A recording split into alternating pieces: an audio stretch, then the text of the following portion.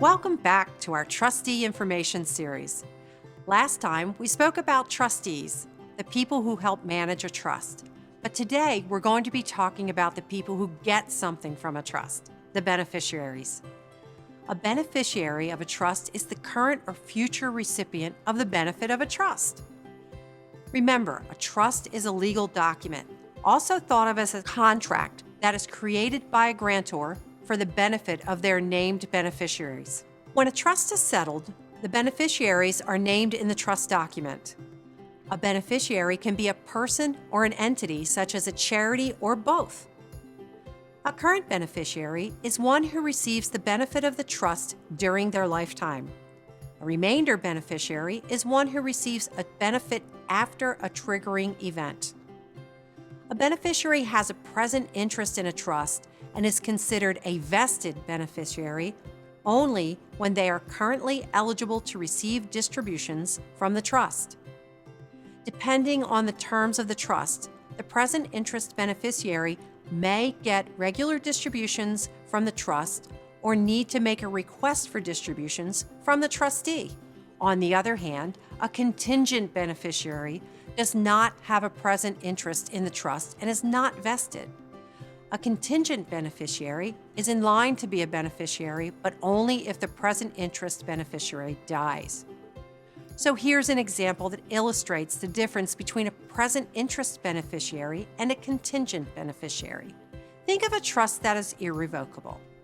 The terms for the distribution to the beneficiary state that they will receive the trust net income and may request the principal of the trust from the trustee at the trustee's discretion. I'll explain net income in a minute.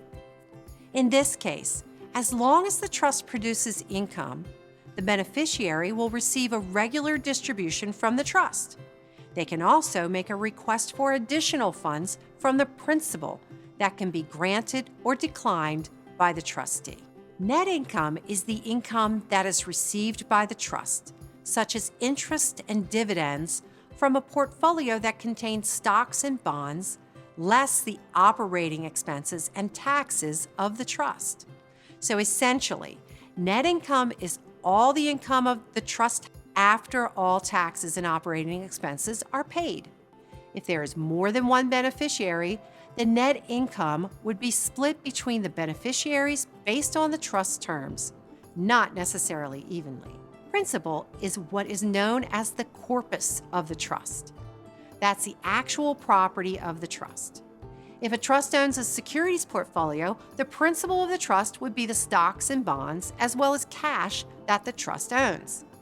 There are advantages to distributing net income to beneficiaries, which I will go to later. Now let's talk about the rights of the beneficiaries. Beneficiaries have the right to receive a copy of the trust document. This document will state the name of the grantor, all of the beneficiaries, the contingent beneficiaries, advisors, and many other details regarding the trust. They are also required in most cases to receive regular reports regarding the trust's assets and activities. Beneficiaries have the right to ask the trustee questions regarding the administration of the trust.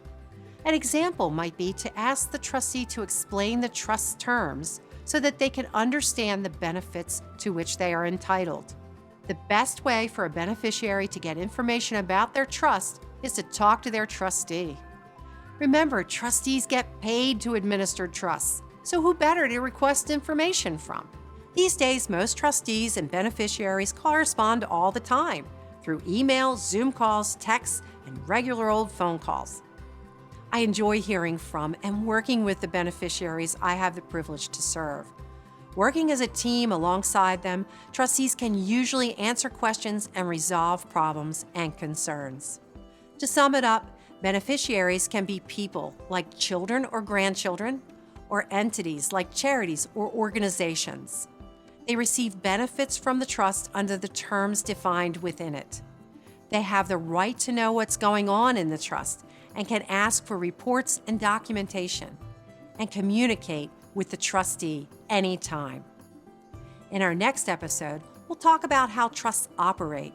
We'll go through how to get a trust up and running, how they work in different situations, and who's responsible for what. If you have a question about anything you've heard today, let us know. You can comment on this video or send an email to trust@piniondelaware.com. You can also subscribe to our YouTube channel or follow us on social media to see new videos as soon as they're released. Thanks for watching, and I'll see you next time.